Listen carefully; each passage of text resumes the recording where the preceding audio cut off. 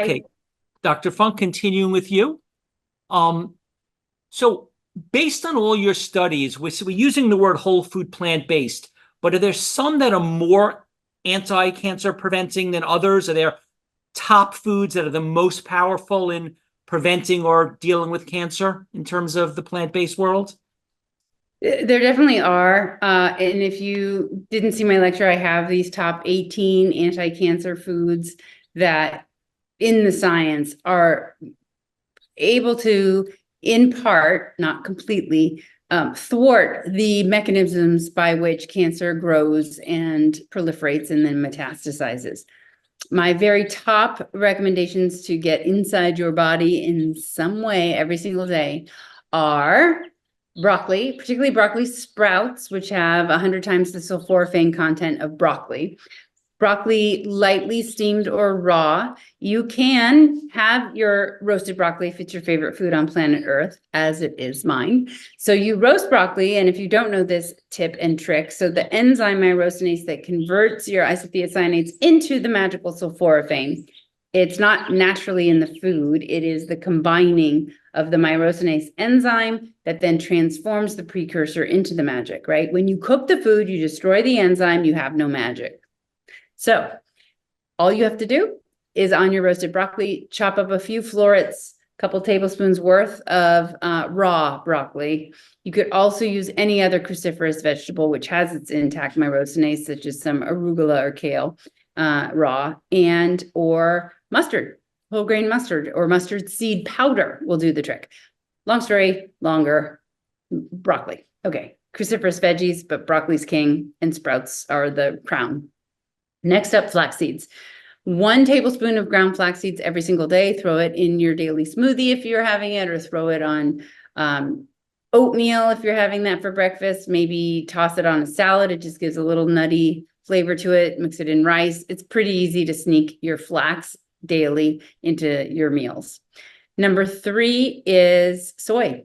So this shocks some people. If it does surprise you, Google my name and soy, and I think some of my PowerPoint presentations might show up, because there's strong science. Every single human study ever done looking at breast cancer and soy shows an absolute protective effect for the vast majority. And for those that don't show a statistically significant protective effect of soy, it's neutral. Like it's never, ever been shown to cause cancer unless you're a rat, which we aren't. So soy comes in fermented forms that may be more digestible to you.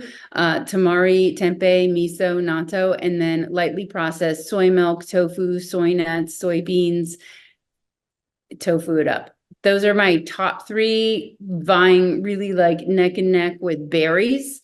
The procyanidins and other phytochemicals in berries have such a strong association with decreasing cancer risk, but also Alzheimer's risk, improving cognition. So berries are pretty darn critical, as are mushrooms. Mushrooms are potent aromatase inhibitors. Aromatase is an enzyme in your fat that's making excessive estrogen.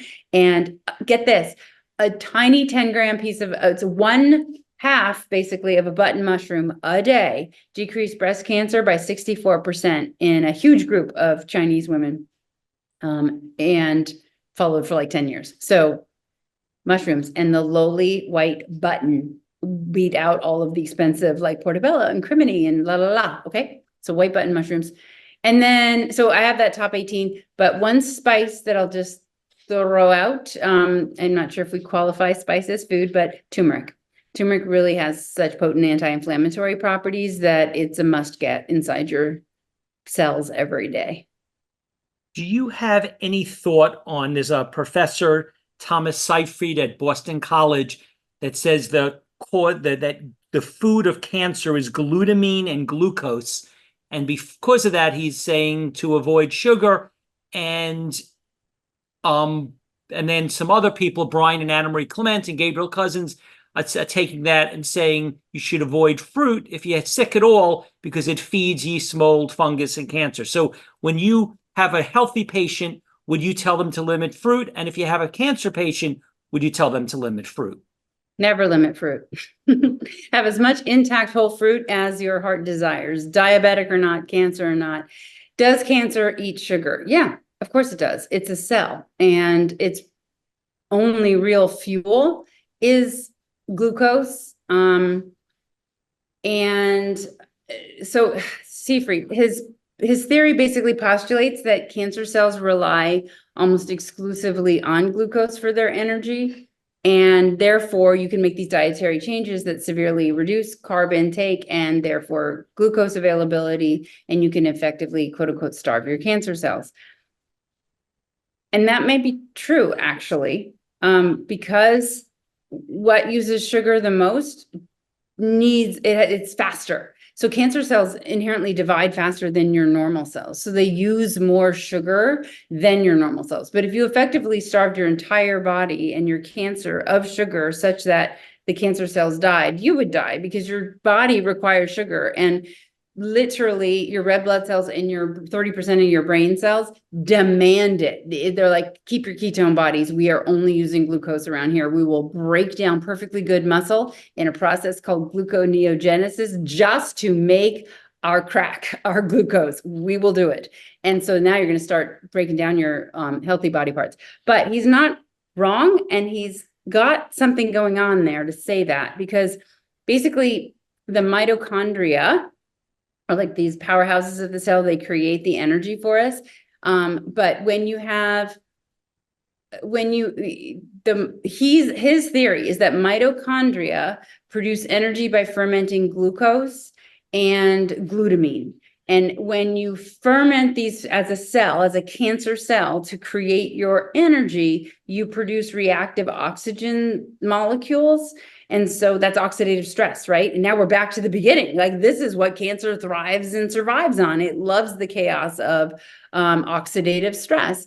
So now this fermentation that the mitochondria are doing are promoting further uninhibited cancer cell mutation and proliferation. On the flip side, ketone bodies, right? So he's a proponent of a ketogenic diet, but we've already talked about the limitations and the lack of long-term sustainability of a ketogenic diet for most people, and or at least leading to other things that kill you. So yay, you starved your cancer and it shrunk, but oh, sorry about that heart attack that put you in the casket. You look thinner though. So he's saying ketogenic diet, what's happening there? This is smart. I mean, it could be true, and it could be used in a limited setting and along with other therapies, right? We can't completely, in every case, get away with shunning surgery, even radiation, chemo, estrogen therapies, immunotherapies. These tools are in our toolbox, and they are effective weaponry again, when judiciously used. Ketone bodies, right? So your ketogenic diet, guess what? You don't have glucose, so it's not flying around. Ketone bodies are. And guess what cancer does with ketone bodies? It spits it out like, I'm not using that. And it's too stupid to know that it has to, or it will die. So it dies. And that's the theory behind all of that metabolic theory of therapy, that you go ketotic, and in the absence of glucose and glutamine, the cancer cells literally starve, and healthy cells are like, I'll take the ketones, bring it on. So you're okay.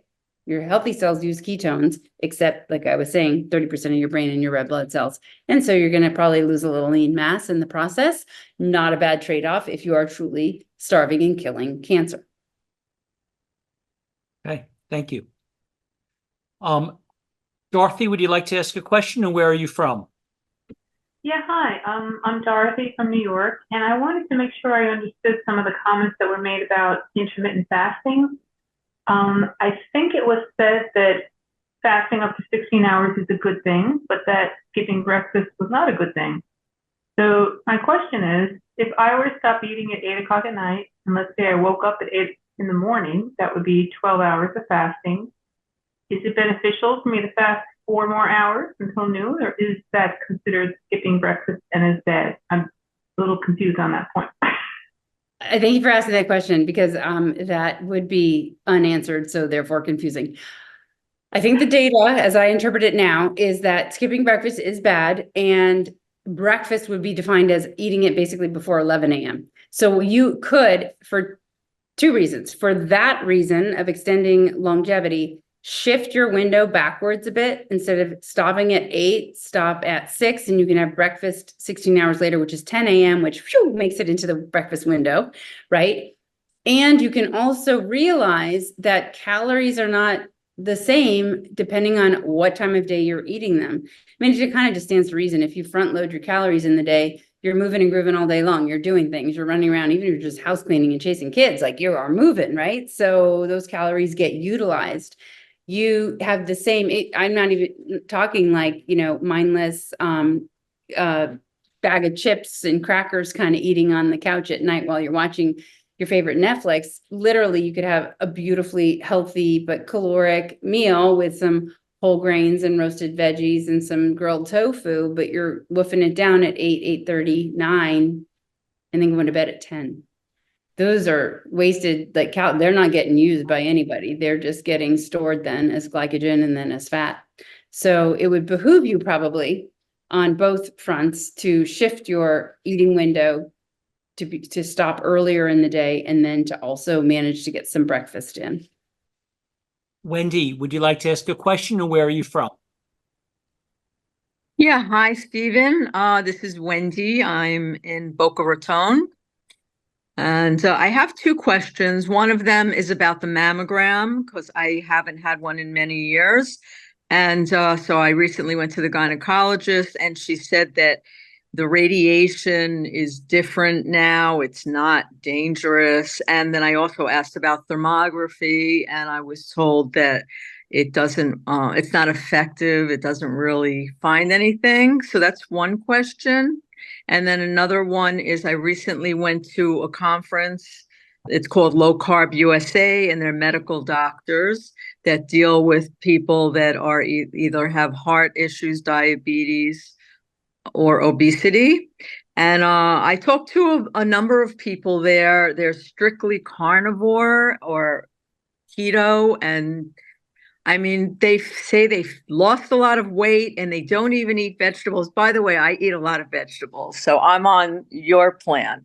But I don't understand how they have such great outcomes and they feel great, and they've been doing it for years. So those are the two subjects. Thank you.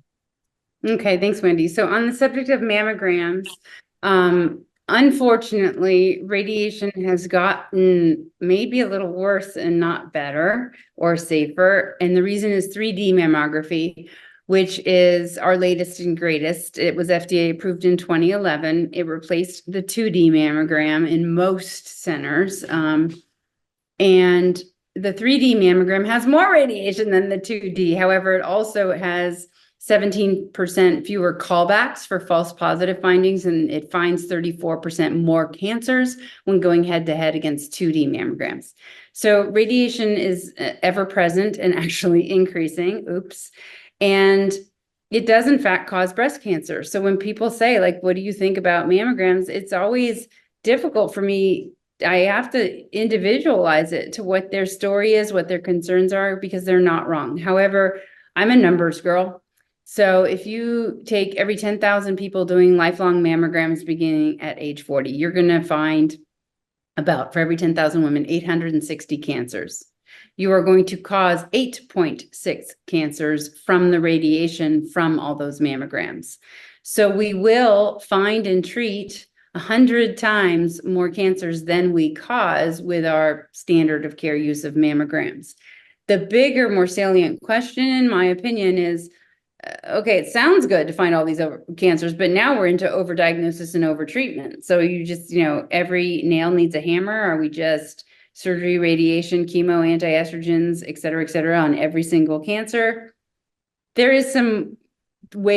are ways to dissect the biology of a cancer and be more single about our approach. You don't need all of these tools. However, people are overtreated. In one estimate, for all the DCIS, it's stage 0, never going to kill you cancer, but could if you leave it there and it evolves.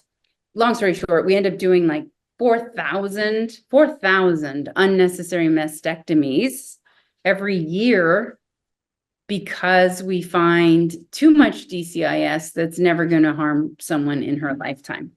So I have this love-hate thing with mammograms, and I can see why maybe you haven't got one, you said, in many, many years. But as I was saying, the bigger question is, how many lives are saved by doing mammograms? How many mammograms are, how many cancers, excuse me, do we have to find in order to save one life? So it actually becomes a statistical model kind of thing, but one model from England calculated that for people doing regular mammography, we save 312 lives for every one life that is lost because of the radiation-induced breast cancer. Another model was less. We save 60 lives for every one life lost because of the radiation-induced. So it's individualized. Mammo is still the gold standard. I don't like thermograms. I wish I did. Every 5 years or so, I re-dive into the new literature to see if it's ready for prime time, and it never is, unfortunately. The problem is I've just seen it all. I don't get mad at people who do thermograms, and I'm happily looking at their reports and then trying to hunt down anything weird with ultrasound. But the truth is, I've seen it miss some whoppers of cancers. Like the entire breast is literally a basketball of cancer protruding through the skin, and the thermogram said it was fine. So it has to do with heat patterns, and sometimes we just get tricked by the interpretation of those patterns. It could just be fibrocystic nothingness, extra blood flow, hormonal fluctuation, or sometimes the whole breast can be tumor. So you have to do a clinical exam too, because it's going to have an even heat pattern. Okay, so that's mammos and thermography. Your next question was, all of these people, how do they get away with it? They're happily chomping down on bacon and burgers, and they look thin, and their skin is glowing, and they look healthy. And I think we kind of address this, at least to the extent that I am concerned about those people. And you say they've been doing it for years, and yet, and they're proclaiming such health. And I'm not saying that in a air quotes way that I don't believe that they feel healthy. My question is, are they healthy? So back to the gold standard testing on the insides of them. How are they doing? What is their coronary artery calcium score? Because I bet they have some plaque buildup despite the drop in LDL cholesterol. What is their oral glucose tolerance test? Because I bet their body is going to shoot through the roof with insulin when you spike their glucose, even though their hemoglobin A1C looks okay. So they are probably not going to have the longevity that you're seeking. Dr. Funk, we really appreciate you sharing this information. How do people stay in touch with you, follow up, get your book? What's the best way? Please follow me on Instagram at Dr. Kristi Funk, DrKristi Funk, and go to pinklotus.com, where you will find not only our brick and mortar contact info for the breast center, where I'm happy to do Zoom consultations, in-person consultations. You'll also find links to our Elements store, which is one of the world's most robust women's online health stores as it pertains to breast health before, during, or after diagnosis. Tons of really personally, like, I crafted a few of these with my nutraceutical guru. These products are very well vetted in the science and are always vegan. Finally, Power Up. It's my online community that is just bursting with ways to connect, to educate. You can find my Cancer Kicking Summit there, which is put on annually in multiple cities across the country. This particular year, there are 2 in October in Hot Springs, Arkansas, and Palm Springs, California. So I hope to see you online or in person soon. Is your Cancer Kicking Summit online? There is a virtual downloadable summit that's already pre-recorded, and the live ones have to be in person. Okay.